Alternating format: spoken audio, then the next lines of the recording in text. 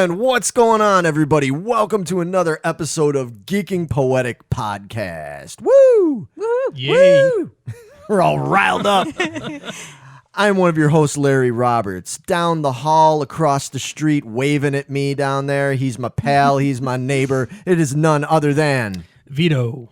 And then we've got the ultra sticky, super sticky glue that holds us all together, me and you. It is none other than Megan. you are the glue, though. I mean, this is why you're in the middle. Oh, You know, you're the stuck in the middle with you two. you are the Twinkie filling. You know, I'm the goo. yeah, you're that white crap they shoot into the middle of a Twinkie to make it good, so it's not just weird kind of Mush. banal orange like sponge, you know. But anyway, we are Geeking Poetic Podcast, and we are back with another one of our top 5 lists. We've done all kinds of top 5 lists, man. We've covered all sorts of ground, done sci-fi and action heroes and Horror movies. And superheroes, all sorts of stuff. But we decided to do something a little bit different, and something that I think does not get focused on nearly enough because it's such an important part of the movie-going experience, and that is... movie soundtracks / scores. Yes, exactly. Soundtracks and scores. Now, let's explain. I'm sure you all probably know what the difference is, but Vito, what is the difference here? To me, a soundtrack is just a collection of songs that could be by different artists that just are inside the movie to add a mood or an experience, whereas a score is like the theme of the movie to me. And usually done like by an orchestra Yeah. or by synthesizers or something like that, you know. Yeah, exactly. Well, for this, we're kind of doing both. Or mash up. Yeah, we're going to kind of mash it up because we debated about whether we should just do scores or we should just do original soundtracks or, you know, musicals, blah, blah, blah. We decided we're just going to pick whatever we think are the background music, whatever you want to call it, that matters the most to us, what our favorites are, the ones that really make the movie. Yes, And that the movie wouldn't be the same without. absolutely. Now, I imposed a little restriction on myself because I love soundtracks, I love scores, and I love musicals. I love tons of musicals. And when I was trying to narrow this down to 5, it was still really hard. But if I included musicals, it just never would have got done. Because Asking the impossible of you. it was asking way too much of me. Because to me, musicals are when you break out into song as part of the dialogue of the movie. So there would be something like Grease or The Wizard of Oz or, you know, Oklahoma or Xanadu. You know, don't talk shit about Xanadu, man. I like Xanadu. But anything like that where they break out into song as a means of telling the story, I was like, okay, that's a musical. I have to leave that out. So I ended up leaving out all sorts of fucking all-time favorites of mine.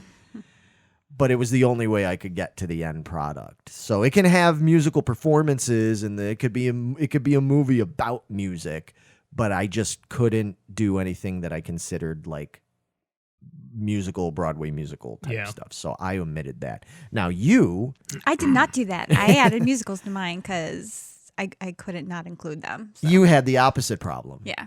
If you didn't include them, you were like, well, fuck, that's Yeah. so much. I can't not. They have to be there. Right. It's the first ones that popped in my head. They have to be there. Right. And then Vito, you kind of leaned more towards scores and stuff, right? Yeah. You're more a fan of like the big score. Because Bombastic, totally fantastic type of orchestration. any movie that's scored by the reggae rapper Shaggy. Yeah. You're For sure, it could make up all 5 of yours, right? Yeah, pretty much. I doubt it. And we got his done. And done. Another thing that we did was we asked a bunch of you out there, the viewers, what you thought were the best ones and what your favorites were. And we got all kinds of responses, man. Like, it was great. It's a lot of enthusiasm from you all about it, and that was great. But wow, Yeah, that was a lot of movies. it was a lot because it was like a double-edged sword for me because on one hand, you know where I'm going, right? On one hand, I was like, oh, this is great, and then on the other hand, they were bringing up ones I was like, oh shit, Crap. like I gotta include that one in my list, but I already have my list, and you know. So I also enjoyed that there were some movies in there that I didn't know. oh, okay. And now I may have to go check out. Right. Or you didn't realize they had significant soundtracks. Right. Yeah. Like The Ninth Gate and The stuff Ninth like Gate, that. you guys were talking about that. I was like, that sounds really good. How have I not seen this? I need to go see this now. Yeah. Yeah. Always learning. Yeah. But Megan, I think you compiled. I did. I went and I typed every single one of them down. And I did a tally. Now, we can't list everything, so unfortunately, some of the ones you guys mentioned are just going to get left out because it literally would be like a top 50 or more list. Yeah, it was insane how many there were. Right, but you did get down to the top 5, right? Top 3. Top 3. Okay. So, going 3, 2, 1. What were the winners? Number 3 came in with Purple Rain. Yeah. That's an amazing Vito's just like, yeah, whatever. Come on, man. Dude. It's an amazing soundtrack. Amazing. And I never saw the movie, so I couldn't tell you. it's a good movie. You should watch it. Even if you're not a Prince fan, it's still a good movie. Yeah. Yeah. Is it? Mhm. Really? Yeah. All right. Here's a little bit of trivia for you. That movie was what made me a Prince fan. Okay. Because I was familiar with Prince before that because he had already had out like 1999 and Little Red Corvette and all those kind of songs. And I liked him okay, you know, but I was just like, I didn't know anything about him. He was just another pop dude, you know. And then I watched that movie when it came out, just kind of on a whim. I was like, yeah, okay, everybody's talking about it. And I watched it and I was like, holy shit, this dude is awesome. Like, this is really cool. And the whole like dichotomy of how Morris Day and the Time were competing with Prince and all of Prince's, you know, personal issues and family stuff that factored into stuff. And half of it is kind of made up for the movie, but a lot of it is based on truth too, you know, like, so it's kind of a mix of fantasy and reality. One of these days, man, maybe if you get bored, you're in the right place and time, you ought to watch it. Yeah. Because even if you're not necessarily like into the music so much or you're indifferent to it, it's a really good story. Gets pretty intense at times and stuff. So anyway, yeah, that's good on you guys. That would have been one of my honorable mentions. It didn't make it into my 5. So awesome. What was number 2? Number 2 is actually one of my honorable mentions. Okay. And it is Pulp Fiction. That's a really good fucking That's a really good soundtrack. soundtrack. Yeah, I had a hard time knocking that one out, but I had to make honorable mention. Now, have you seen Pulp Fiction? Once. Whoa. Holy shit. Yeah. Dude, you at least liked it, right? Yeah. It was good. Okay. I like Reservoir Dogs a lot better, but That made the list. no. Okay. Yeah. Yeah, I Reservoir think I got a Dogs- couple of votes, actually. Yeah. Rightfully so. Yeah, I think it'd be one of the number 4s. I Okay. got enough votes for number 4 with a slew of other ones. Yeah. I mean, the thing about Tarantino films is that the soundtrack for every Tarantino film is extremely important. He is one of those directors that very consciously is careful about what songs he puts for what scenes It's and like everything. Martin Scorsese. Yes, very much so. Very much like a more, I guess, our generation's Scorsese. Yeah. So I mean, for me, almost any Tarantino movie could be Right up there. there. You know, Kill Bill, Jackie Brown, all of those movies. So yeah, that's a good call. Tarantino at number 2, fair enough. So what made number 1? What did you people vote as the number 1 soundtrack? Number 1, by 1 vote, Oh, was The Crow. that surprised me. Yeah. Not because it's a bad soundtrack. It's actually a really fucking good, like, quintessential 90s soundtrack. Because it's got Thrill Kill Cult, I think 9 Inch Nails, Pantera, The Cure. Like, it's it's got some amazing songs on there. And a lot of those songs were only available in that soundtrack, which is pretty cool. And yeah, I mean, I can't hear that Cure song Burn. I can't hear that without seeing the That scene movie. in my head when of him, putting the makeup on and all that stuff. And yeah, I mean, I just would not have called it that would be number one. As great as so it is. many people think that's their number one Well, pick. that's a demographic thing, Even though, I mean, it could technically be my demographic too, because I was only 21 when that movie came out. So, I mean, It definitely fits you. it could suit me, but I definitely think that's more of a 90s kids thing. I could see people more your age and stuff like that being like, that That's was it. the soundtrack for me. So that's pretty cool, man. Yeah. Good choices, guys. Yeah, Yeah. there was a bunch of other ones. If anybody's interested in seeing what the other ones are, you can go into the Geeking Squad group on Facebook, and there's a thread in there that has all that, and maybe we'll tally it all up and we'll Put it out there. put the final results of everything from number 1 down to 50 or whatever.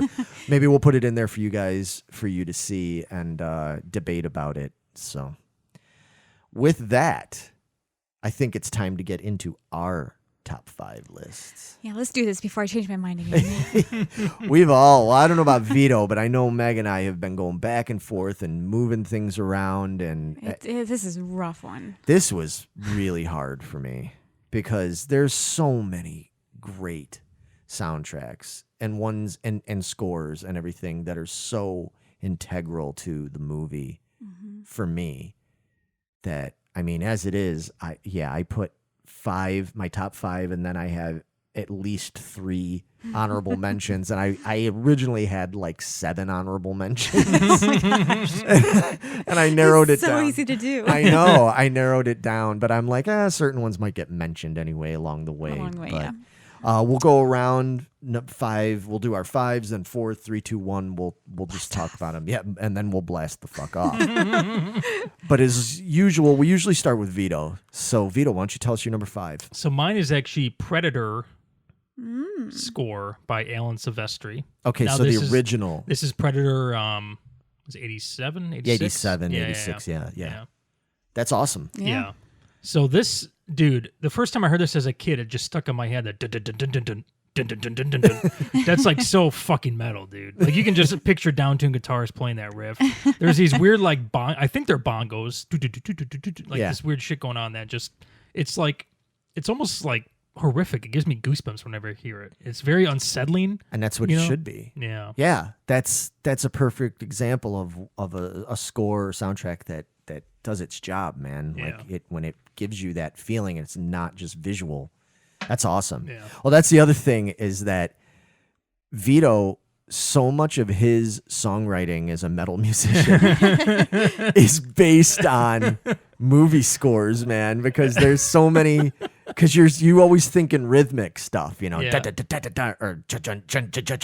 like it's always like things, and it's like, dude, that's a badass riff, and he's like, yeah, I got it from this movie. It's never like, oh, I got it from Metallica or I got it from Slayer or something. It's like, no, I got it from watching Predator. Yeah, I mean, But that's great. Works for you. yeah. I think that's great. And it reminds me of something like Septic Flesh would do off their Communion album. Well, sure. You know, it's so like powerful, and it just fits the movie so well. I don't know. I love it, man. Yeah, that's a really good choice. I love the music in the Predator movie. Yeah. Okay. Awesome. And it's not a sequel. It's kind of amazing. I know, it's right? true. Although Predator 2 does have some cool shit in it. Yeah, I was gonna say. I think We'd be here all night though. If I did this shit, so I think you got to give it up to Predator 2 because that has a great Yeah. score as well, man. So both of them, we'll kind of fudge it and we'll let them both sort Yeah. of be in there. Slide in there. I've got something like that in my list As too. do I. So, yeah, okay. nice. All right, Megan, what's your number 5? My number 5, I'm sorry, Vito. I had to go with Twister. Yep. Fucking love that movie. And the soundtrack is part of why I love that Okay. movie. I mean, it's got Van Halen, it's got the Goo Goo Dolls, it's Yep. got Stevie Nicks. It's got so Deep many Purple. so many great musicians and soundtracks, and it's amazing. And part of why I love it is because you're in this little 2-hour period of watching this hour and a half, however long it is. I'm too engrossed in the movie to know how long it is. To really get to know all these characters that are in this movie. Yeah, because there's a lot of characters. There's a lot of people The in whole- here. all of the tornado whole crew and chasers. Yeah. Yeah, and I love how they take the music, like when they take off from the restaurant and you go through each car and they're playing it through the radio systems of all the other cars, but each person is playing their own music and you kind of learn who they are through what they're playing. Gotcha, that's cool. And then it all kind of mashes up in this one badass song over the radio. I don't know. I think that's really cool. Yeah, it's because like the one guy is like listening to Deep Purple, Child in Time with the da, da, da, da, da, da, da, da, but then like the other ones are listening to classical music and they put it on, and then like another one's like singing listening Oklahoma. to singing Oklahoma, right? Like country stuff, and then the way they kind of mash it up, and it's just like it does explain who that group of people are. Because there's not enough really time cool. to have the exposition about each character. Oh, that's a cool way of doing it. Right. Yeah. Yeah, when you were talking about that to me, I was like, abso-fucking-lutely. Yeah, absolutely. Yeah, so it's the music, just like that, it intertwines and it makes the movie. It's so integral to what makes that movie work. And it has one of my favorite Van Hagar, like they call him Van Hagar because it's Sammy Hagar era Van Halen. It has one of my favorite Van Hagar songs in Humans Being. Oh God, yes. That song's just fucking love that song. heavy for Van Halen. That it's got this like super heavy, urgent verse with this downbeat and everything, and then when it like opens up to the chorus, it's got the big anthemic major key sounding chorus and everything, and it really does suit that movie really well. Really does. Yeah, and when I hear that song, I think this movie. Yeah, I'm kind of surprised this is only number 5 for you, dude. This started at number 1, to be perfectly honest, and it made it down to number 5 because this is really rough. Yeah, that's a big slide, man. Yeah. To go from 1 to 5, first to last, like oof. That was a tough call.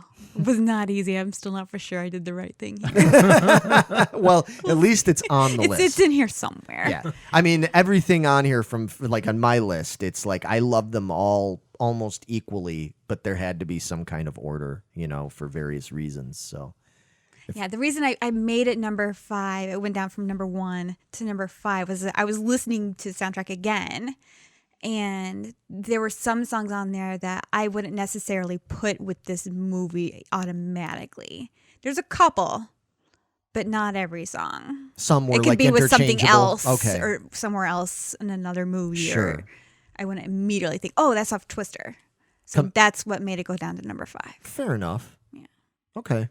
Yeah, I think that's fair enough. Yeah, because I looked at certain ones I was considering and I thought the same thing where I was like, I love all these songs. I love this soundtrack, but like if I switched out this song with another song, like would it make that major of a difference? And in some cases it didn't. Like for example, a soundtrack that didn't make my list that basically would be like an honorable mention is Dazed and Confused. Mm-hmm. Love that soundtrack. And I feel like those songs are pretty important to that movie. The first scene of the movie, like I can't picture that movie not starting with Sweet Emotion by Aerosmith with them driving the car slowly. Wooderson driving his car through the parking lot and everything. But like in reality, if I had to, there's other songs I could have swapped out, and there's certain songs that I think they're great songs, but they didn't necessarily have to be that song. Yeah. So it got bumped, but Dazed and Confused is a good one. I think that got mentioned a couple times in I think it did, at least once. The viewer lists and stuff. All right. Well, the one that did make number 5 for me, and I know you guys aren't really familiar with this one, but it would be a movie that was done in 79, 80. I think the soundtrack came out in 80. It is an Alan Arkish movie known as Rock and Roll High School. And it's a movie that starred PJ Souls, who you might know from Halloween and Stripes, and she was in a bunch of stuff like that. She played Riff Randall. It had Vince Van Patten, who most of you would probably know from watching poker, the World Poker Tour stuff, because he's one of the hosts on there. But he plays a young, goofy airheaded quarterback guy. But the main feature of Rock and Roll High School is the band that everybody's infatuated, well, especially Riff Randall's infatuated with, and kind of what the movie centers around her trying to get to see them and get to meet them. And she wants to give them songs that she wrote for them and everything, but she's just this high school girl. And the band is the motherfucking Ramones, dude. One of the best bands, one of the most important bands in all of rock and roll history. Vito, don't make a noise. No mouth noises. I don't want to hear a sound. One of the most important bands to ever exist, whether you're into that music or not. They influenced so many people, and a lot of the ones you like. So shush. But for me, I saw this movie when it was pretty new. I didn't see it at the theater or anything. I was only 7. But shortly thereafter, by like 81 or late 80, early 81, I think it was early 81, it came on pay television, not cable television, pay television. That's how much I'm dating myself right now. This was before I had cable. We had a pay television service called Spectrum, and which later then it was on TV. It was called ONTV. But it came on, and it was like a Saturday morning or something. I got up, and for whatever reason, I wasn't interested in whatever cartoons were on that day or whatever. And I turned it on, and I caught the very beginning of it, all like right around the beginning. And then it launched into her turning on the stereo, and Sheena is a Punk Rocker by the Ramones came on, which I'd never heard before. And it had this sound to it, and everybody got up and started dancing. There was all this anarchy in the school and stuff, and I was just like, whoa, what is this? You know, it was just so new to me because I was into Cheap Trick and Kiss and Alice Cooper and stuff, but this was just something else. And I thought Riff Randall was fucking hot, even though I was 8 years old. It was like I was way into girls. Don't you know? I wasn't one of those boys that was like girls are icky. I told everybody that, but inside I was like girls. Oh, those girls. Girls are fine. Girls. I've been a romantic since I was like 3 years old. But anyway.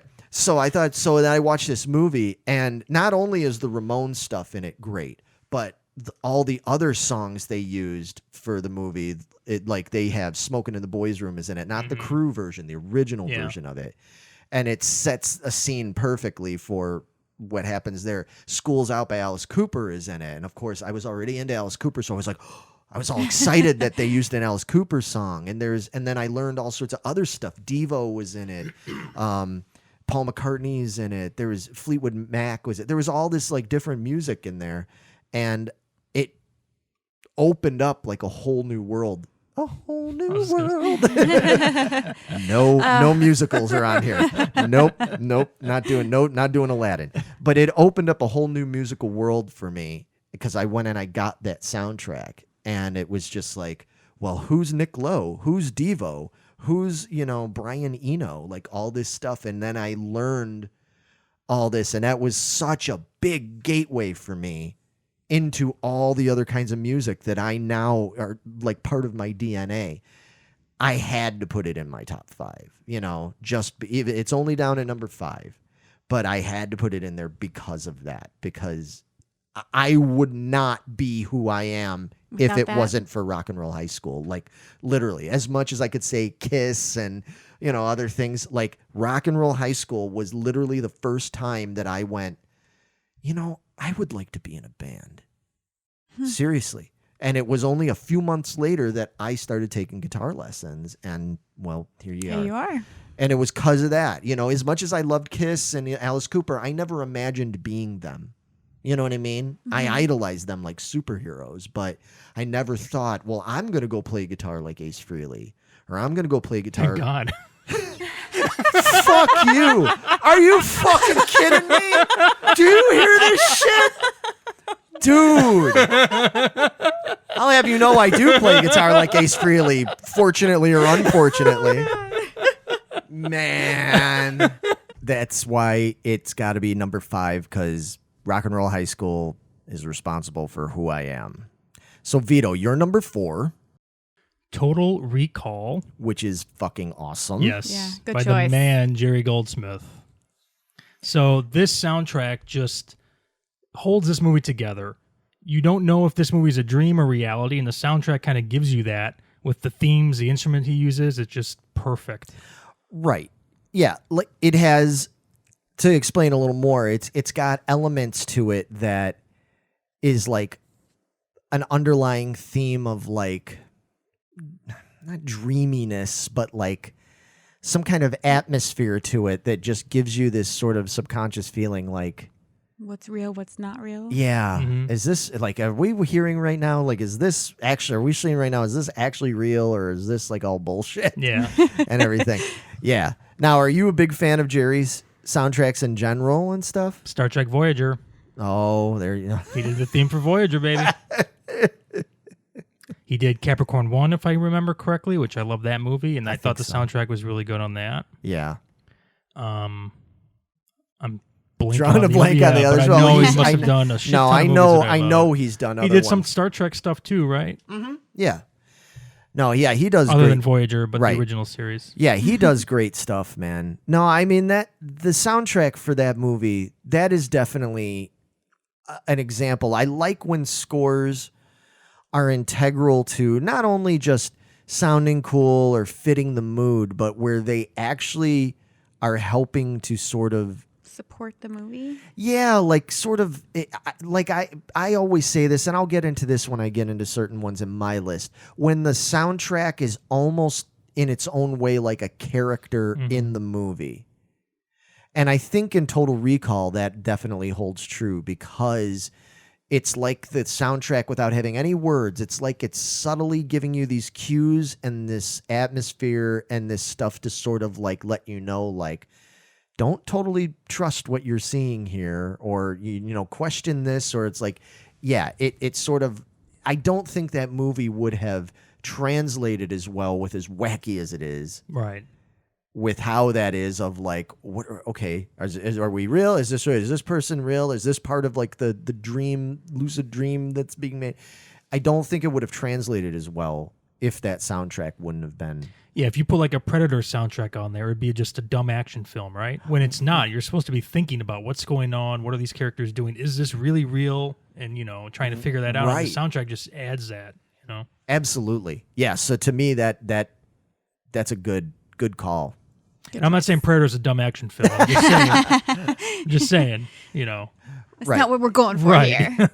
No, that's a good call, and I think that as awesome as the soundtrack for Predator is, I think I agree with you of putting this one step higher because I think that this one even more so is so integral to the mood and the movement of the storyline and Yeah. stuff. So I support you. I got All your right. back. Thank you. All right, Megan, you're number 4. My number 4, I went with Guardians of the Galaxy. Putting them together, 1 and 2. Okay. I love them both, but if I had to pick one, I would go. I'm gonna be veto for a minute. I'm gonna go with the sequel and go with number 2. Well, you know I'm not going to fight you on that one. Yeah, that's a great fucking. It's soundtrack. a really, really great soundtrack. Every song, amazing. Yeah. Yeah. Fits perfectly. I've Love 'em. said, I know I said it when we talked about this movie when we did our Marvel top 5, but that's one of those movies where I don't think the songs, kind of like what we were talking about with number 5s and stuff, I don't think you probably could swap out songs, Probably but I can't picture those songs now without that movie. without that movie. Exactly. Yeah, you, Mr. Big Sky. Yeah. You see Mr. Groot dancing around. You got to everywhere. see like little Groot. Yeah, you got to see him like Love dancing around to that while all the battle's going on. He's just oblivious to it. Yeah, exactly. Brandy and Lakeshore Drive. And Man, fucking love how that fucking fucking song. excited I was that they used Lakeshore Drive, the song. Do you know that song? Running south on Lakeshore Drive, headed into town, slipping on by on LSD, Friday night trouble bound. Ding ding ding ding ding ding. No? Couldn't tell you. oh my gosh, Oh my God. such a good it's song. a hometown song. We're in Chicago. It's one of the best songs that's ever been written about our hometown, man. It's such a good song. And the way they use it, that kind of wistful feeling they use it for that scene. Yeah, this is an example of where the songs are so integral to the storytelling. And Brandy, I mean, that Yeah, song's I can't picture that extreme- without them driving in the car. And it becomes, I mean, he even, Quill's dad even uses the lyrics of that song then later as explaining why he had to leave Earth and why he had to leave Peter and all that stuff. Like, that song has to be in that movie, and the way they tied it in. And then using the Cat Stevens song, the father to son one and everything. And that, I mean, that's the whole theme of the whole movie. Yeah. With Yondu and then with Ego, the Living Planet, all that kind of stuff. Fucking awesome call. And I'm so glad you put love it it. on your list because I didn't put it on mine. No, wow. Okay. That's okay. Squad's got my back. It was on their list. Was it? Yeah, I think it was another number 4. Oh, okay. Yep. That's awesome. Yep. Yeah, okay. I could see why that one would rank higher than Twister. As great as Twister is, it's Yeah, fucking this one awesome, just has Vito. it is. Vito hates Twister. If you people haven't gleaned that yet, Vito just hates us. Man. It's not like I think he's gonna hate everything on my list. Actually, it's not that I hate it. I don't get the appeal of it, I guess. Because I'm not like into weather and stuff. And to me, that's just like one of those movies that's just about weather and nothing else, you know? Where it might not be. it's not. I just It's about have the people. I don't care about people. All right, I'll give you that too. He's but like, man, I don't fucking like people. it's about the music. It's about- I still don't get you, do I? yeah, you're never gonna win him over on that one. You're never gonna win him over on I'll that keep one. trying. Because he's not into Guardians either. Well, you haven't watched it yet, though. No, I did watch 1 and 2 a few months ago. Okay. Oh, Or at the start of the year. I forgot what. Okay. Yeah, yeah. And I mean, they were cool. The music stuff I didn't care about, but they were fun, I guess, you know? They're still too goofy for me. no. They're definitely at the bottom of my Marvel Oh. movies, you know? All right. Well, I'm going home. Sorry, guys. moving on to number 4. My number 4. Some people probably be kind of surprised that this wouldn't rank higher, given what it is and, you know, the impact of it.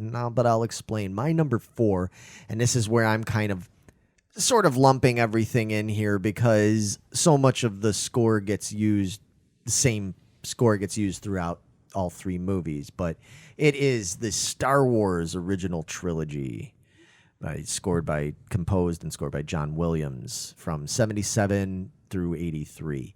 I had to make your list. It actually They went. have 4? Yeah, I mean, it actually at times it wasn't on my list. Wow, really? I had other ones that I'll get to later that I felt maybe could be in there more so than Star Wars. But when I really was honest with myself, I said, no, it's got to be Star Wars. Because I still, to this day, when we went just this last December or whatever, when we went and saw Rise of Skywalker, and we wait for that, the movie to start, and it just starts with that, ba-da-da, like, I mean, that feeling you get, I mean, it's like, you're like, this is fucking Star Wars, man. Like, it's just one of those things that, like, that music is so integral again, because I saw Star Wars when I was 4 years old when it came out. It's so integral to my life. I feel like that music is a part of me.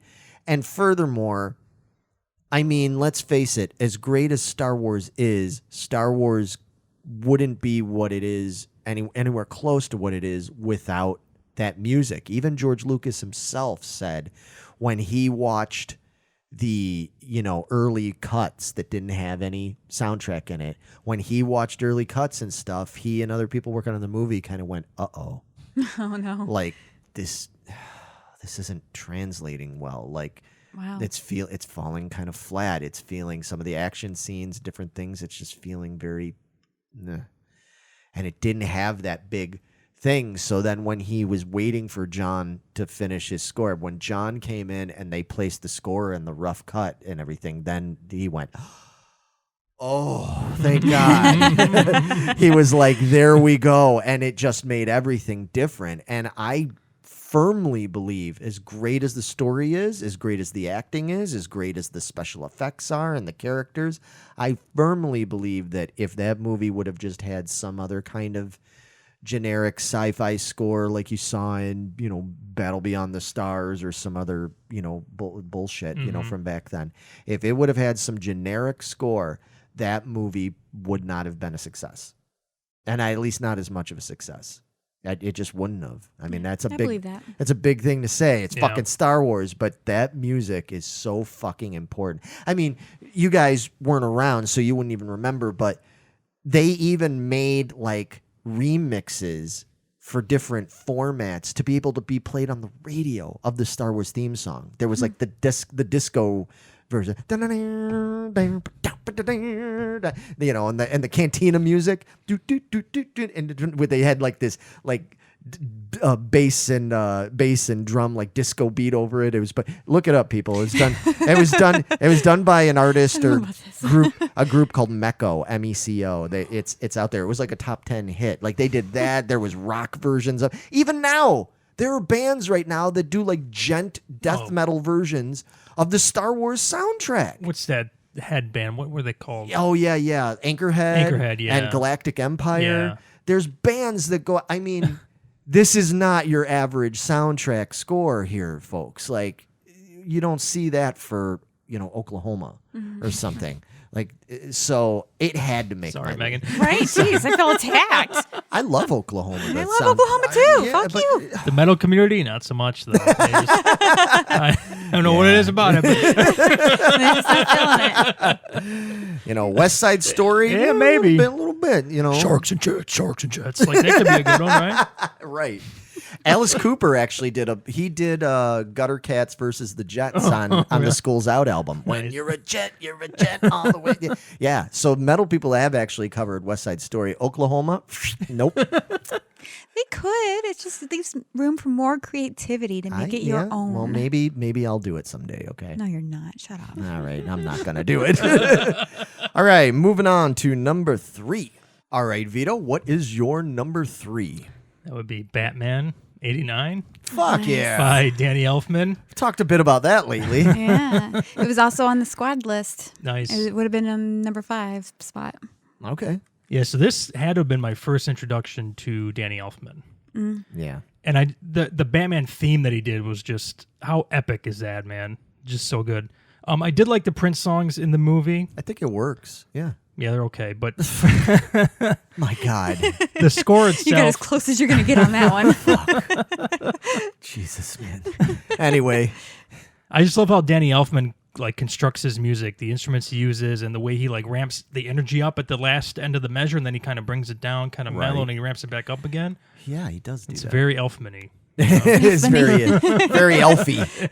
It's quite elfy of him. Yeah. I mean, there have been different people that have scored Batman stuff over the years to varying degrees of success, but I think that he made such a definitive That's why it's number 1. Yeah, and he brought Batman to a more serious role. I think the soundtrack helps a lot of that, If it was like the 66 soundtrack or some other, it wouldn't have worked at all, Or if it would have been too dark. Yeah.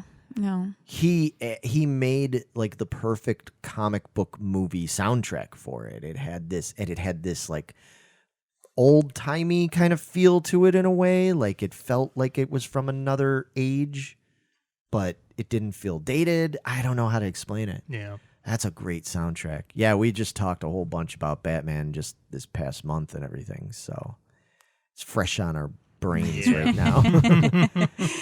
Yeah, I guess I'd rank that one higher than Total Recall. I'd have to, because I mean, you just look at Batman and you hear that music in your head. You know what I mean? You just look at him, like turn around, and you hear that, dun, dun, dun, like you just hear that. So that's a good one. All right. Yeah. Okay. Batman We're digging 89 him so far. Yeah. Nothing too bad. We love his. We're like, yeah, his, and Yeah, we're he's like- mentioning he's like stuff, ours, and he's Vito's like, like, Gross. you guys are fucking scrubs, man. It's okay. I'm about to make it a whole lot worse. Oh no. Okay, Megan. I'm way out on the limb all on my own. Megan, what is your number 3 here? I went with a little blockbuster movie called Dirty Dancing. Oh God. Jesus Christ. All right. I told you. Now, here's the thing. Before you even explain it, Okay. in theory, I should love this because I love 60s music. Mm-hmm. And, I love things like Grease and all that kind of stuff. But there was just something about this movie that I don't know. I don't know what it is. Because I don't. Is this the one with Swayze in it? It is. Yeah, and Jennifer Grey. And I like both Love of them. I like both of them quite a bit. But there was just something about this movie. Maybe, I don't know. Maybe it was that fucking. You know what sold it for me? The first time I saw this movie, I was not at the right age. It was like the last thing I wanted to see, and my parents were really into it. And when it got to that scene of Baby's sister singing that fucking hula song, oh my God, it was like fucking nails on a chalkboard. And Okay, minus that one it song. felt like it went on for hours. It does, yes. And I was just like, because even while they're like talking about other stuff in the foreground, she's still fucking singing it in the background. And I'm like, someone shut that woman up. Anyway, no, I mean, and it just, as far as the 60s music, I don't hate the songs in that movie, but those are not some of my more favorite ones. You know what I mean? I could see that. Mhm. I think if they would have used more favorite ones of mine, I might have been more favorable towards it. But anyway, I'm sorry. Go and explain why So do the you reason love it? I chose Dirty Dancing Yeah. is because when I saw it, Yeah. I was very young, too young to really understand what the movie was really all about. Yeah, I was just going to say, you must have been real clueless about the whole thing about the abortion. The abortion and yeah, all that. No fucking clue. Right. The infidelity and, Yeah. no fucking clue. Any of that. I was too young. Patrick Swayze was real fucking hot. I knew that That's much. what she signed up for. And I loved Jennifer Grey. Yeah. I loved her hair. I just loved her. And I love the dancing aspect of it because I was like always watching the dancing Right. shows and stuff Yeah. when I was younger. And for me, that 60s music and stuff like that was an introduction for me. Fair enough. And I loved it. That's awesome. So that is why that is in number 3 spot. Well, I don't dislike the songs in that movie, like "Do You Love Me" and all that kind of stuff, and "You're the Baby, You're the One," and all those things. Like, there's great songs in that movie. It's just not the ones that like hook me. Right. You know what I mean? Whereas, like with Guardians 2, those particular songs they chose, I was like, I fucking love this song. And then they start playing My Sweet Lord, and I'm like, I oh love my this one too. God. That's one of my all-time favorites, and Lakeshore Drive, and all. So it you know what I'm saying? So it made me love the movie more, whereas I didn't have that happen with Dirty Dancing. But the dancing in that movie is amazing. Loved it. It's choreographed amazingly. Did you ever watch the I'm a sucker for dancing movies. I am too, to some degree. I love Breakin' and Breakin' 2, Electric Boogaloo. I love all of that. Beach Street, Xanadu, Can't Stop the Music. I even like Can't Stop the Music starring the Village People, all right? Now, granted, it's because I saw it when I was like 6 or 7 years old, so, it's one of those things. But, yeah, I love dancing movies and stuff. I thought the dancing in this movie is great. I was starting to say, did you ever see the special on Netflix where they talked all about the making of Dirty Dancing? I'm sorry, what? What? There's a what? Are you not following me? No, I'm following you. I didn't know what this. I have no idea what you're talking about. Oh, though. okay. I I need to thought- know more. Megan's packing up her computer right now. She's like, guys, come on, we gotta go. It's Netflix, and it's called what? Yeah, I forget. It's like the movies that made us or something like that. And it's like an hour-long documentary all about the history of the making of Dirty Dancing and like how challenging it was to just get that movie made. Like it almost didn't happen. And nobody believed in it other than the people who were making it. And even they were like, I don't know if this is going to work, And that movie ended up being a fucking blockbuster hit. But it almost didn't happen. So, yeah, if anybody's into Dirty Dancing like Megan is and stuff, look it I'm up on gonna go Netflix. check that out. It's awesome. It's really good. It actually kind of made me like the movie a little bit more. I was like, oh, I have a lot more Nice. respect for it. But, yeah, that's pretty good. So that ranks higher. Yeah, it does. Wow. I guess because it was your It was introduction. an introduction, yeah. Like It's me from with Rock and Roll like High the, School. The rest of mine are like childhood, so they're introductions for me. That makes so sense. that's why they're so high up there. Okay. Fair enough. All right. Good choice. All right. My number 3 is the only modern era, and I say modern era because it's still 20 years old, but my only modern era soundtrack that made it into this. And some people that know me will be surprised this didn't rank higher. But my number 3 is the soundtrack for the 2000 movie by Cameron Crowe for Almost Famous. Now, Almost Famous is my favorite movie of all time. More than Star Wars. Which, like, holy fuck, right? Yeah, Almost Famous because it's my fucking life. Because this movie is the story of my life, basically. And I saw this movie at a very pivotal time in my adult life that sort of like put wind back in my sails when I desperately, desperately needed it. Before I met you or you. But anyway. I didn't meet you till like 2000, very end of 2002 or whatever. Yeah, right? and this was from like 2000, 2001. But this soundtrack is, to me, the perfect example of taking other people's already released songs, like in Guardians or Dirty Dancing or something like that. This, to me, is the perfect example of taking other people's music and putting it into the movie and having it be so utterly important to the movie. And I think a lot of it is because Cameron Crowe wrote the script of this movie based on his real life experiences when he was that young teenage reporter for Rolling Stone and talking to Led Zeppelin back in the early 70s and talking to the Eagles and talking to the Allman Brothers and talking to Bob Dylan and Joni Mitchell and all these people.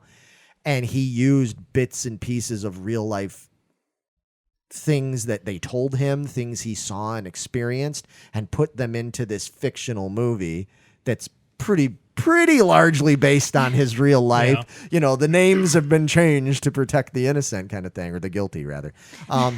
Yeah, nobody was innocent in that movie, believe me. But so it's like really cool. Like there's a scene where, just for real quick, for example, there's a scene where he's trying to interview Russell Hammond, the main guitar player in the band, played by Billy Crudup.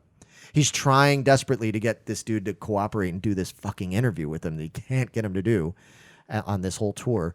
And he kind of tells him, hey, man, turn the tape recorder off. I'll talk to you man to man, And he tells him a lot of like little stuff about the band and problems in the band and different stuff that's like, very personal and somebody would not normally tell a reporter, And in the background, they're playing Simple Man by Skynyrd. Mm-hmm. And if you know more about the story, because it's my favorite movie in the world, so I know every fucking bit of minutia about this movie, that was based on a conversation that Cameron had with Ronnie Van Zant from Lynyrd Skynyrd about that band and a lot of the things. And what's crazy about that is not too long after that was when the Skynyrd plane crash happened. Oh. So a lot of that like never came out, never came to be, divisions and problems and things. It died in the crash along with the people.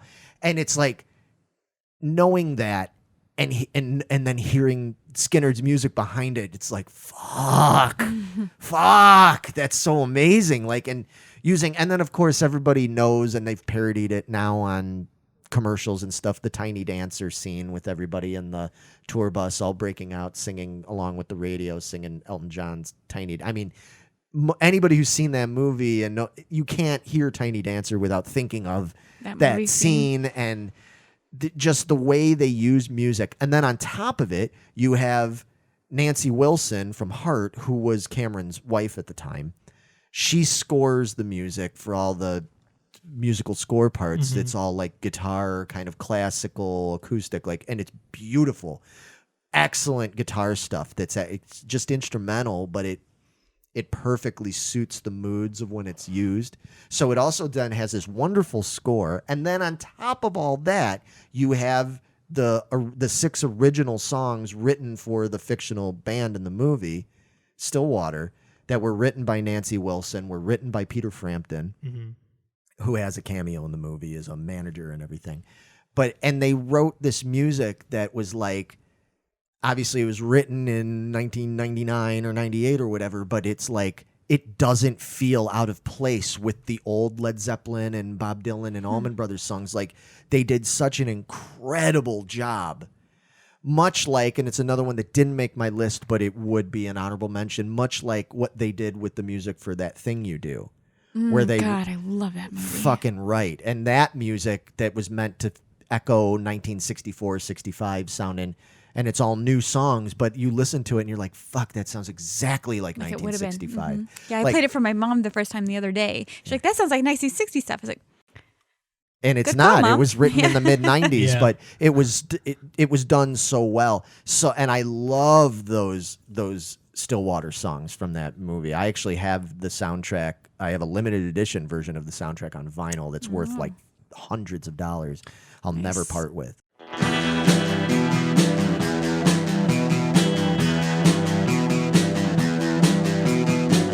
You're listening to the Prescribed Films Podcast Network, home to hundreds of hours of free podcast entertainment.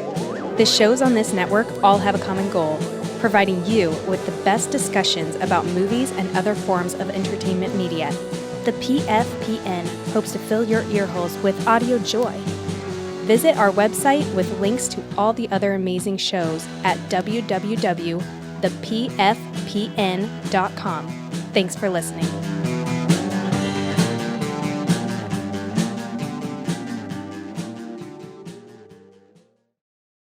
Yeah, so going back to that theme stuff, writing stuff that should sound like an era, I mean, that's like Steel Dragon and Rockstar. Exactly. You know, they did such a great job copying that 80s hair metal sound. Exactly. And the same thing, they got some guys involved in that were from that era. Like, they got Mike Matievich from Steelheart and everything to sing a lot of that stuff. I think Jeff Scott Soto was involved with some of that. And those guys, they're from that. And that's kind of like the same thing they did here with Almost Famous, having Nancy Wilson, having Peter Frampton, all that. And they really did it right. And Cameron being the director and everything, and being from that era and being the kid in the movie, essentially, where, his life was based around that music.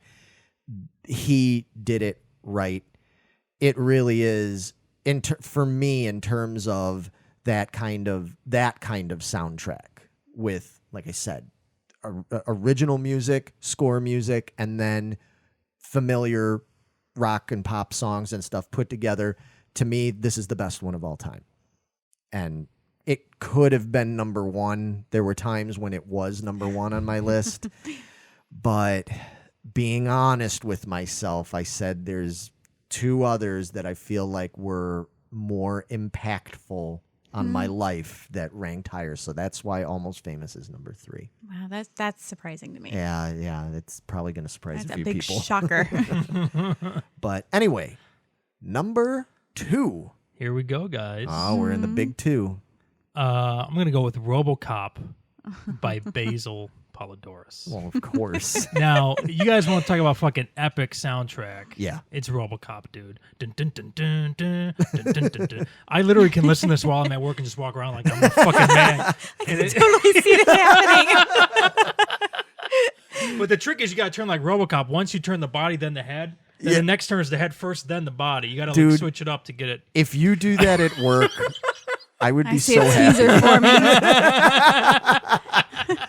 Vito goes walking into another part of the warehouse and everything, and they look at him and they're like, yo, what's up, Vito? And he goes, bitches leave.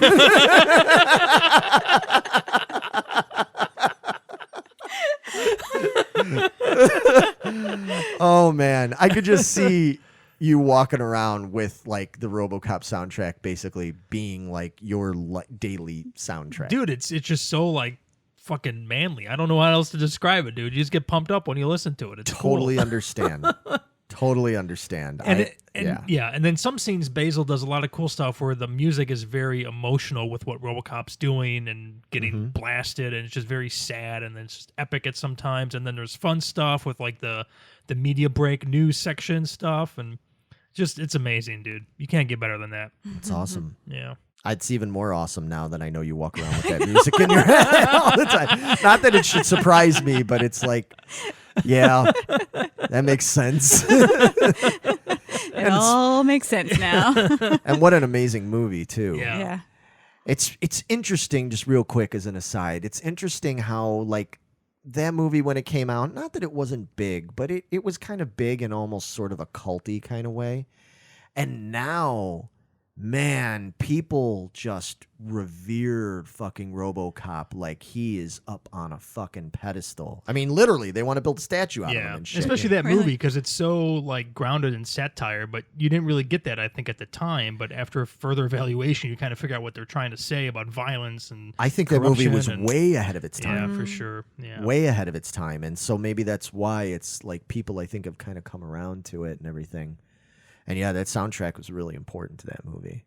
Fuck yeah. Yeah. All right. Yeah. That's I was real curious. Like I said, I already know what your number one is. Yeah, it's got to But- be. It has to be. But it's got to be, or my jaw is going to just drop right through this table. Call But a I, paramedic because he's about to pass out. but I was not sure what your number two would be. So that's okay.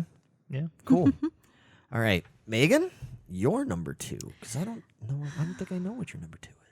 Yeah, my number one and number two have flip flopped so many times. I'm still like, where am I going to go with this? But I think I'm going to go with number two as Grease. Okay. Yeah. I don't know. I hear those songs come on the radio or you guys play them at your gigs for fun Yeah. and stuff like that. Yeah, I do that And- sometimes. You and Tina just bust out in Grease songs. It's fucking amazing, I gotta tell you. Again, it's just one of those movies. You hear these songs, you think of the movie, you think of the scene that it's in. If you don't even like Grease, you know these fucking songs, and you know. I think during I this even movie. know some of those songs. Oh, Exactly. sure. That's my point. Is we don't even Is know that the You're the One That I Want Oh, song? yes. Yeah, okay. Yep. All right. Summer Nights. Yeah. Summer loving had me a blast. Yep. And Yeah. all those. Yeah. Hopelessly Devoted to You. Sandy. If you love this movie, you can't not sing these songs when they come on. Right. You just burst out into sing song. Well, didn't they come out amazing. years back, several years back? Didn't they come out with like at the theater? They came out with like the sing-along version. I think they did. I didn't go see it. I kind of wanted to at the time because I love Grease. They came out with a sing-along version where I think they were putting like the words The on words the as screen it with the bops bouncy along. ball. And the audience had to and the sing? audience was That expected would be to sing along. amazing. That, Well, oh my can you- god, that would be so I would cool. think that'd be the exact opposite. No, that would be amazing. I bet half that crowd probably can't sing Well, Well, that's not the or point. sing on time. It's just like him Yeah. playing at the bar, and like everybody joins in and sings it. It's amazing. It's fun, And we it's all suck. camaraderie. Yeah. yeah. Now, If I'm singing, it sucks.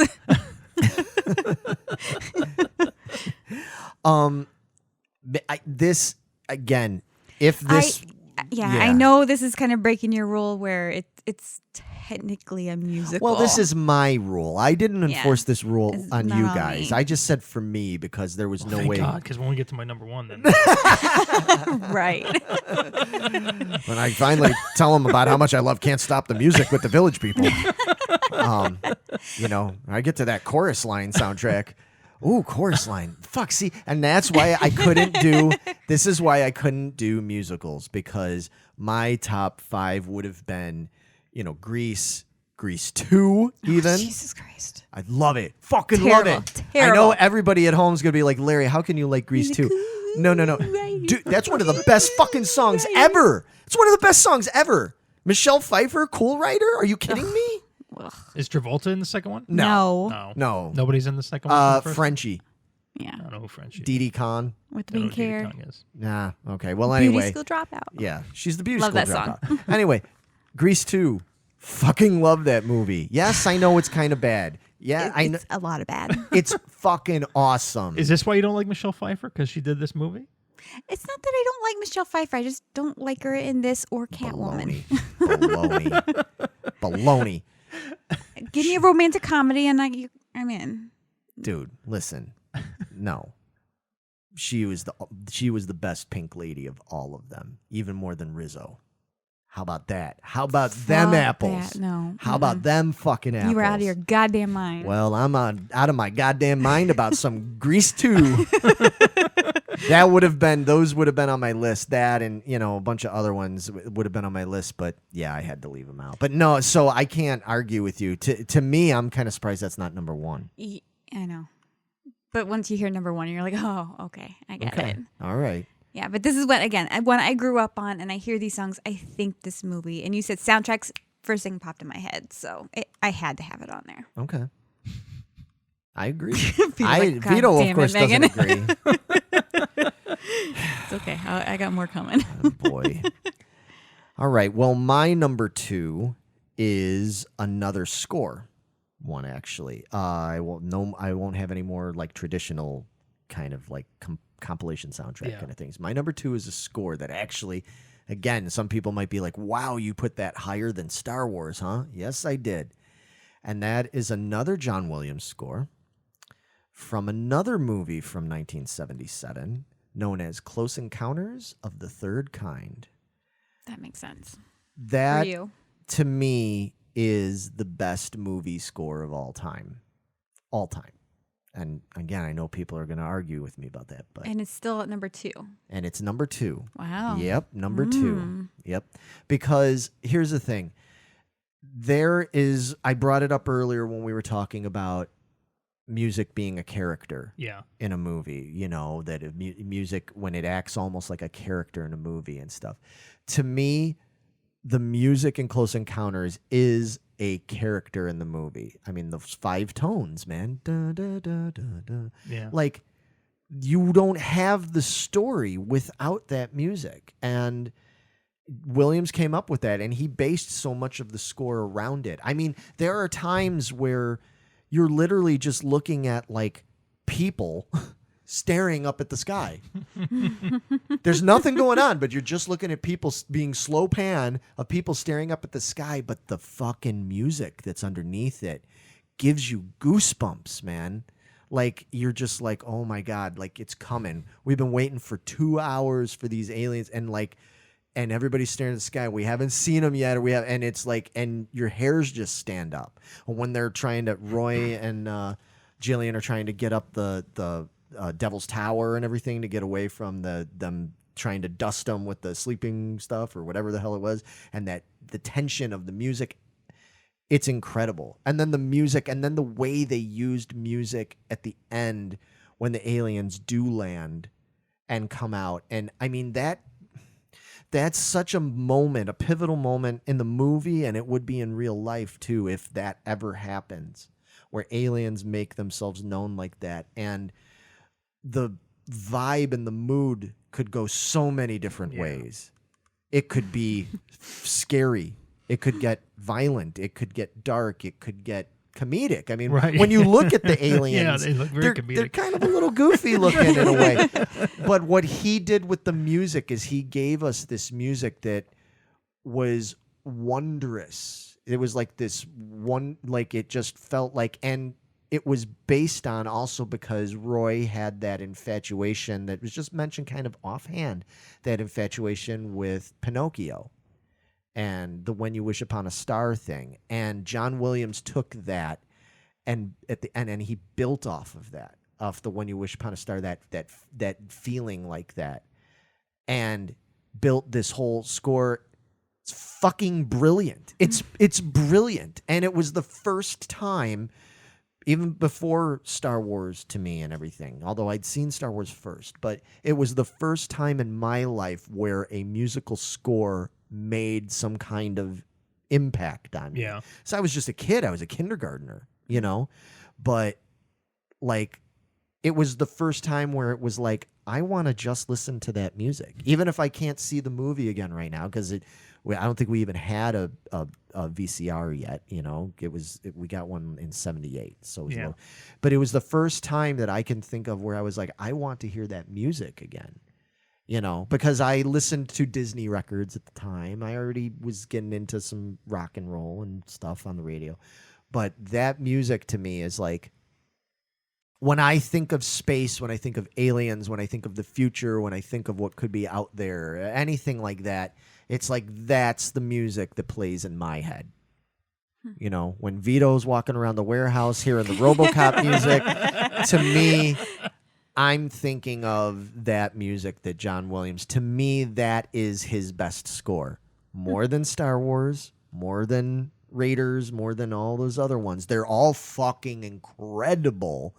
I'm not putting them down because they are all super duper fucking awesome. But this is just the most awesome to me. So Close Encounters is my number 2.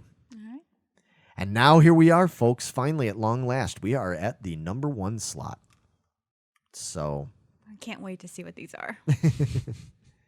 Vito, lay it on them because I already know what it is. You? I hope so.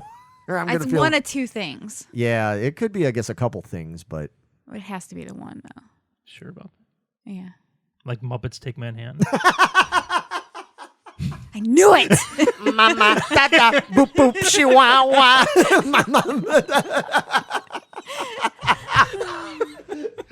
That's it. I knew it. Well, it's going to come to no surprise that's motherfucking Terminator 2 Judgment Day by Brad Fiedel. I mean, Oh my come God, on. what? I mean, you've only ripped off the soundtrack in our music how many Yeah. times? I think every band I've been in, I've used that rhythmic structure for at least 7 songs. So it's And counting. yeah.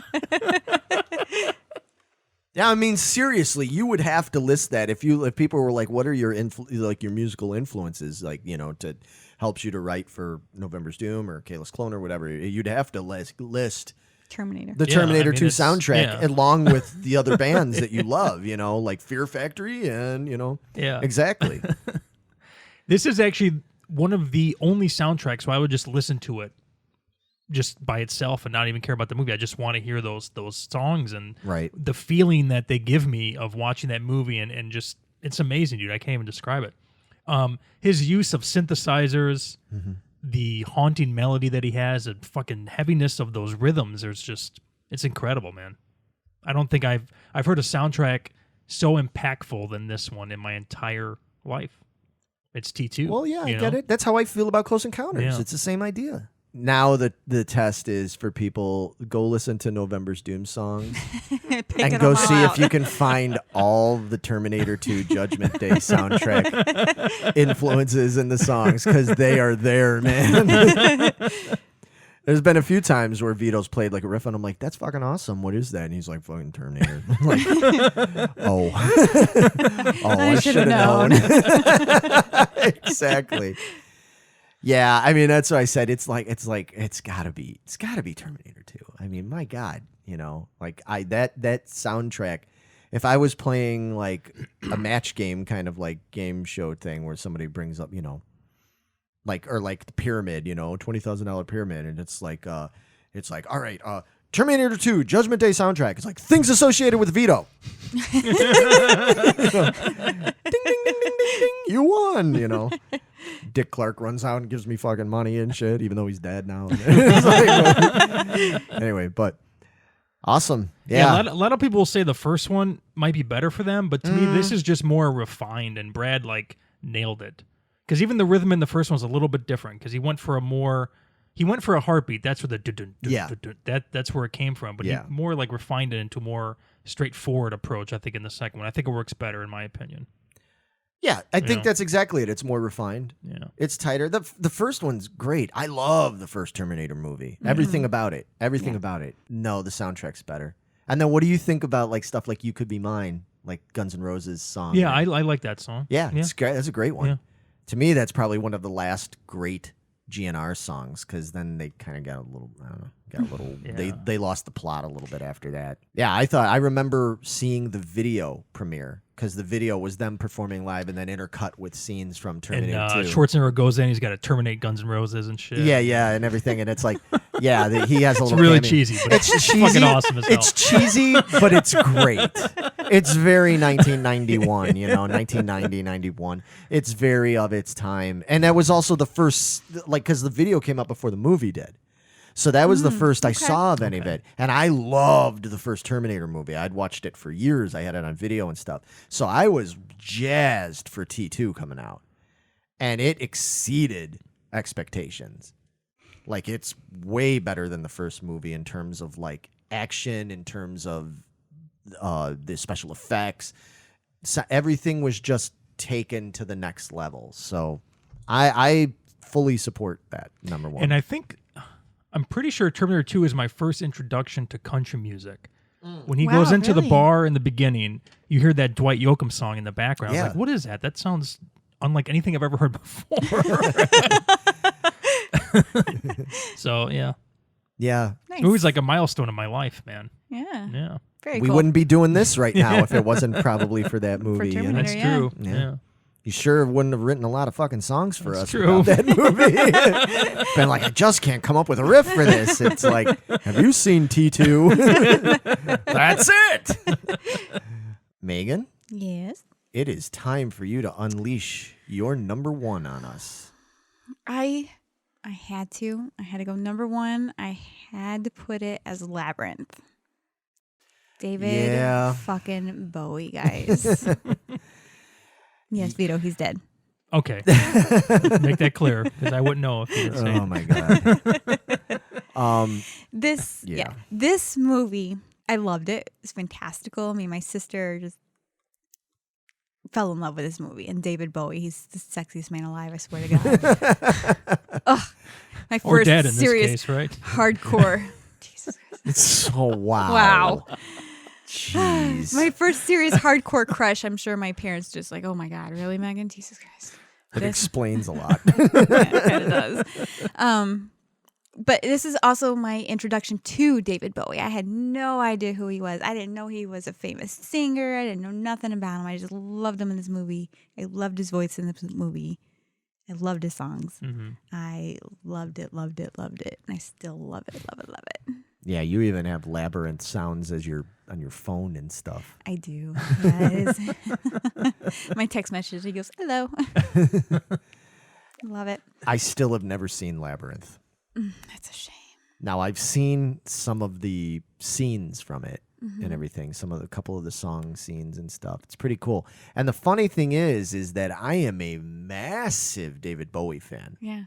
I wouldn't say I'm super hardcore, obviously, or I would have seen this, but I am a really, really, really big David Bowie fan. I think was brilliant. But there was, I don't know, you know what? It was when it came out, I was a teenager, and I was like, really? He's doing this like kiddie movie? I was sort of like prejudiced against it, I have to admit. Yeah, I think it was like maybe like 8, 9, 10, somewhere in there. So it was like perfect. Right. Perfect for me. Is this a musical or is it just? It is a happened- musical. Okay. He sings in it. All right. Yeah, but I mean, it's David Bowie. And I think he's the only one that really sings in it. I don't think anybody else Well, other really- than like the other than Muppets and stuff that are in it, you know. Yeah. But I also love it because as the world falls down, the ballroom scene and everything, do you guys know who choreographed that whole scene? No. Gates McFadden. Really? Oh yeah, Really? that's right. Because she Yeah. was like a dance choreographer. No shit. No shit. She didn't go by that name. She went by, I think, her real name or something. But Yeah. she choreographed the whole thing. Wow. Nice. That's Beverly pretty cool. Crusher, huh? Yeah, Beverly Crusher. Now, see, if Beverly Crusher would have been in that movie, I would have watched it. You never know. She might be one of the masked dancers in that scene. Oh. Yeah. She's showing off her booty? Maybe. Then. Probably not. They're in big ball gowns. Oh, okay. Oh, well then I was forget going it. to say. Yeah. Hard Sorry, pass. guys. Oh, man. Oh. But this is another one. I hear these songs and I can't. I mean, I was listening to them and I was like, I start dancing and singing and like rocking out to it. I love it. Can't not rock out to it. So All right. It makes sense. yeah, for me, it's a hard one, number one. I can see that. I couldn't understand how Grease couldn't be number one, but now I understand. Yeah, I told you. As soon as you hear number one, now you'll I think understand. anybody that really knows Megan, like if you say Labyrinth, you think like, oh, Megan, you know, like because I know we do. We always think of you whenever something Labyrinth comes up. So that makes perfect sense Yeah, I to think me. would you guys get me socks for Christmas for Yeah. Labyrinth socks? Yeah, and you've got your Labyrinth figure around here somewhere. He's He's up right here there. behind me. There you go. Front My center. Jareth's right Yep. there. Yep, hanging out not too far from RoboCop over there. In all his glory, he is there. Yep. So, all right. I chased down the guy at Wizard World that was just scared. Yeah, Jareth. yeah, he did. See? It has to be number one. Yep. That's fair enough, man. And that guy was freaked the fuck out. His wig came off and I tackled him and everything. His sock padding moved. Oh man. Hey, this isn't real.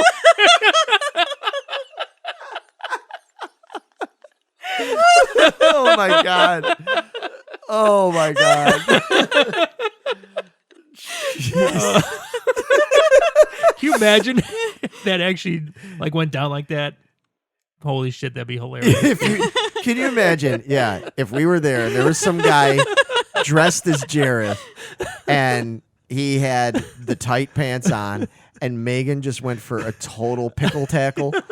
Like, it just totally pickle tackled him and stuff and was like, this isn't the real thing. Bullshit. This guy's like, ah. Oh my gosh. You've got more self-control than that. A little bit. Okay, no. Anyway. If it's a convincing Jareth, I'm not promising anything. Yeah. Yeah, I think we might have to go to San Diego Comic-Con for that. Okay. You know. All right.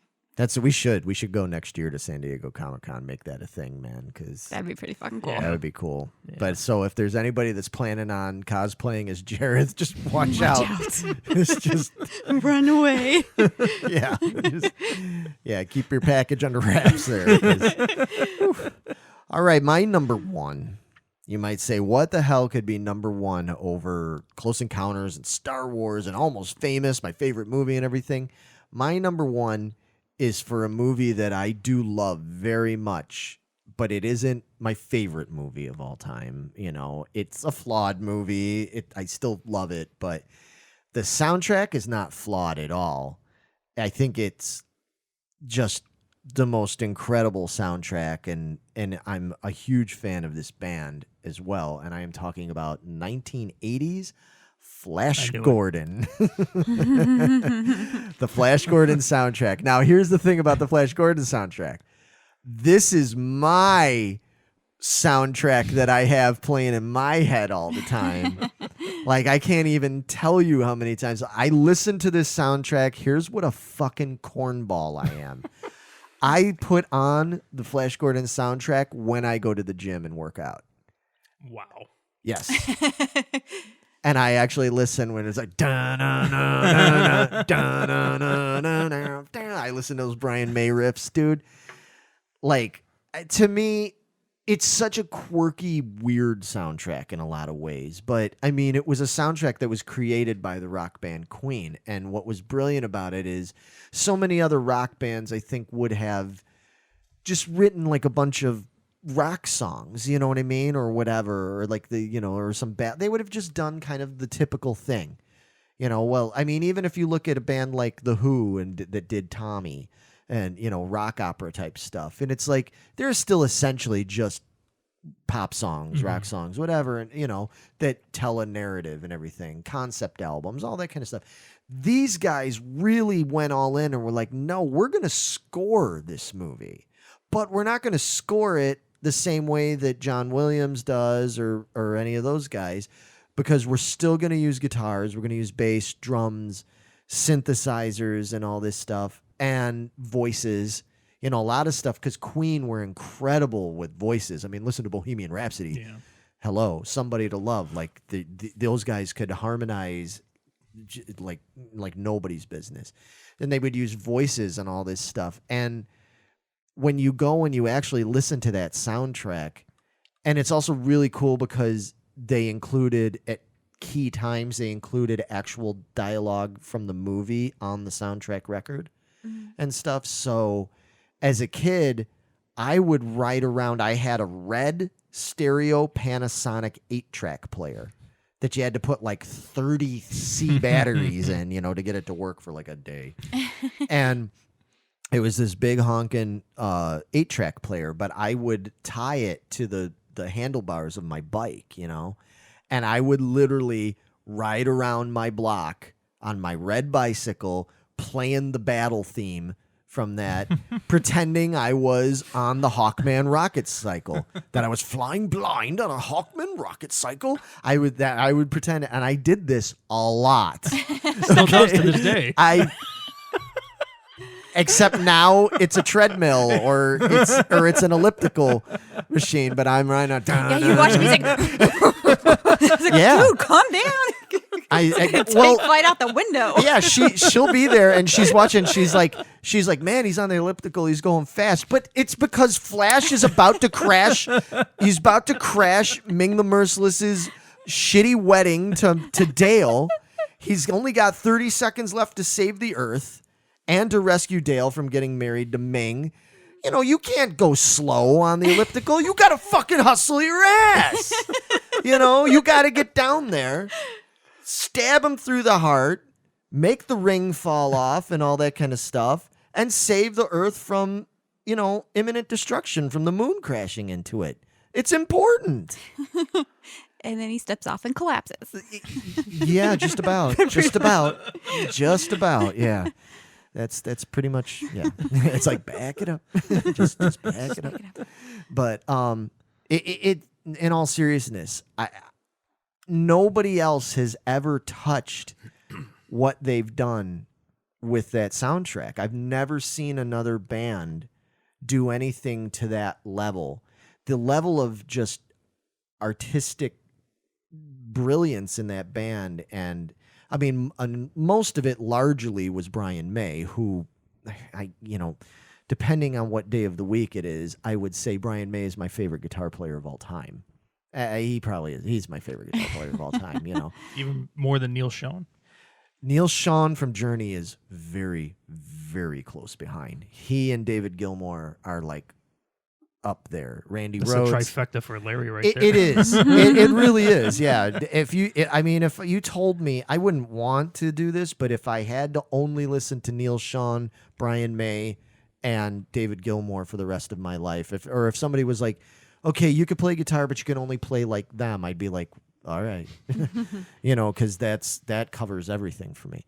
Yeah, Brian May is an absolute fucking genius. Plus, he's a nerd like us. I mean, you know, the guy's into like astronomy. He's basically got. He has a degree, doesn't he? Yeah, he's got Nice. like degrees and stuff, and he's into all sorts of like super nerdy stuff and everything. He's one of us.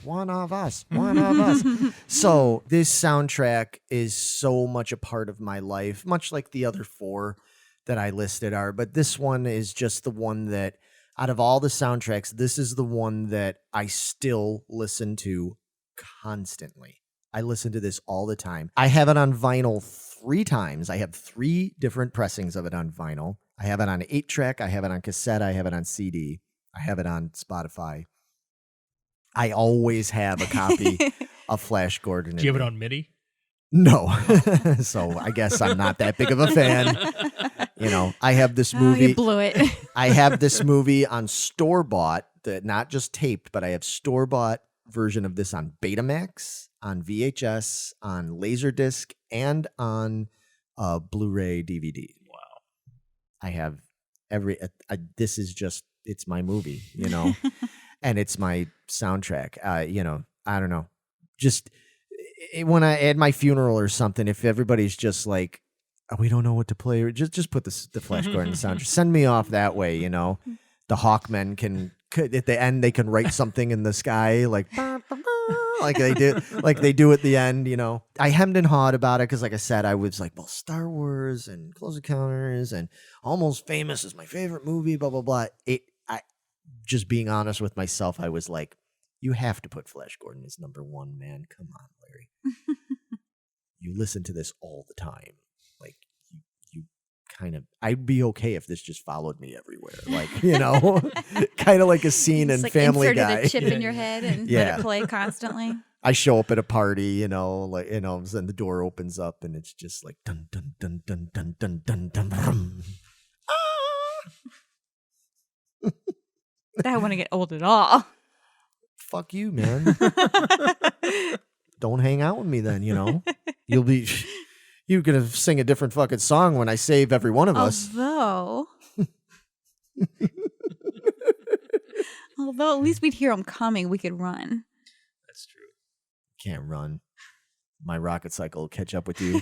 I'll pull out my fucking whip. It's okay, I'll just magic dance away.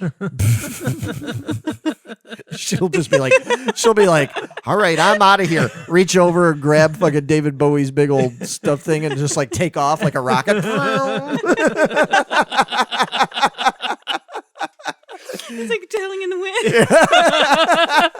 Pants rocket, take me away.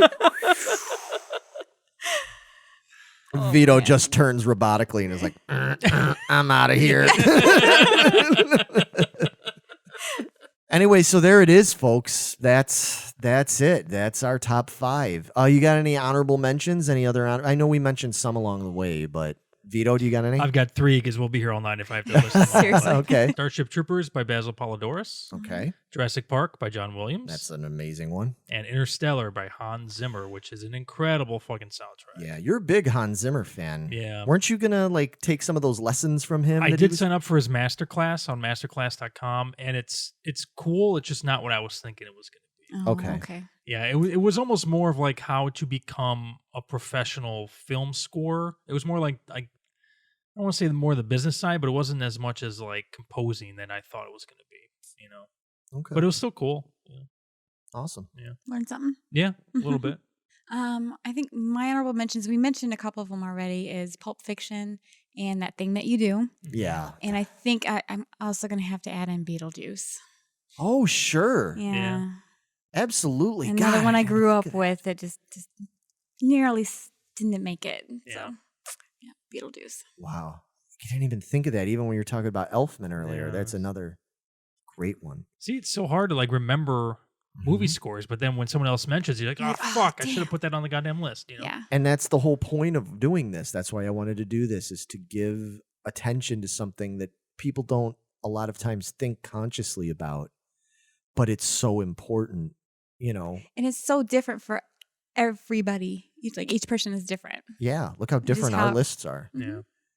Well, real quick, I already mentioned some honorable mentions earlier and stuff. I mean, Purple Rain was on my list, and we mentioned that earlier. Another one that could have easily been in my top 5 is another John Williams, which is Superman the movie from I was gonna say, 1978. I was wondering where that was going to end up. Like, Dude, I mean, come on. Again, that's another one with dun, da, da, da, da. I mean, that's Superman.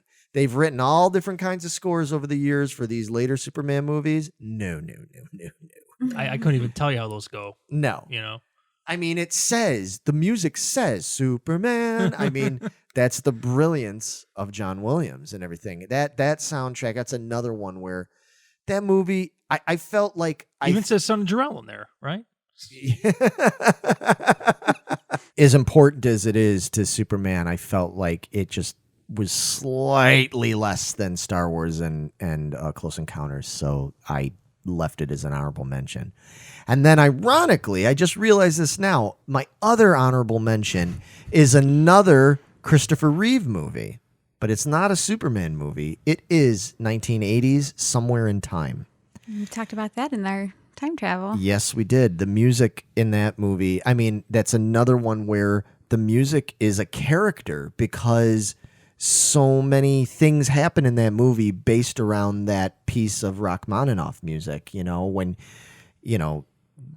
when he recognizes the music from the old lady's music box and says, wait a minute, that's my favorite music of all time. How is it that this connection? And then he sings it to her, he hums it to her back when he goes back in time. And then, and it's such a thing there. And that's one of my favorite piano pieces of all time, is that Rachmaninoff theme on a Rhapsody. Mm-hmm. And then John Barry composed the rest of the original score, and it's John Barry's just incredible. And again, that's another movie where that movie wouldn't be the same for me without that soundtrack. And it's another one where I listen to that soundtrack all the time. Mm-hmm. I listen to that soundtrack probably a few times a month, maybe. Wow. A lot of times when I'm trying to relax, or if I put it on the background, if I'm doing something else or whatever. But I mean, it again, if there would have been more justice, this could have been in my top 5, but at the very least, it had to be honorable mention. And one last one that I want to mention, Keep going. that's it's kind of still on the same theme, from 1980, is the soundtrack to Excalibur, the movie Excalibur. That's another one. The way they use, kind of like how he used Rachmaninoff in Excalibur, they use Wagner. and everything. They use that to great effect. They use a couple different things in there. And that's another movie where the music really helps tell the story. It gets so epic. I couldn't watch that movie without that Wagner, the Ring of Nibelung or whatever it is, music in there. It has to be in there. So that's another one I highly recommend. But there's tons. We could go on. Conan, all sorts of shit, man. There's just so many. This could go on and on and on, but we don't have all night. So maybe we'll do a part 2. Maybe not. But we would love to hear more from you. What did Keep those coming. Yeah, what did you think of our top 5 in comparison to what you would choose? How would you have ranked them? Would you have ranked them at all? We want more comments. Just because we've done the show, it doesn't end there. Please let us know. One of our favorite things about doing this is the interaction we have with all of you. So make sure you comment here. If you're listening to this on whatever platform that you listen to podcasts on, or if you're checking this out on YouTube, leave comments. If you are part of our Geeking Squad group on Facebook, definitely go in there. Post stuff, post links. There's stuff that I'm sure we're going to slap our foreheads about Damn. and be like, oh my God, how did we not think of that one? So let us know. And this was fun. This was a lot of fun. This was a really fun one. So first time we've really delved into anything music related on our show. We've threatened it for years that we're going to get it more into, me and Vito are music guys. Meg loves music, but we've just never found the right vehicle. So this was a nice way to dip our toe into talking more about music stuff. And if you enjoyed that, let us know that too, and we'll talk more about it. But on that note, I think you need to cue the epic ending music. Oh no, you guys. We need to have the epic ending music where we all look off into the sky and look at each other like, yeah, like job well done. We saved the day, and just kind of give you the big wave and say, see you in the sequel in 3 years, folks. Bye-bye. Adios. Later. See ya. And 3, 2, 1, drop.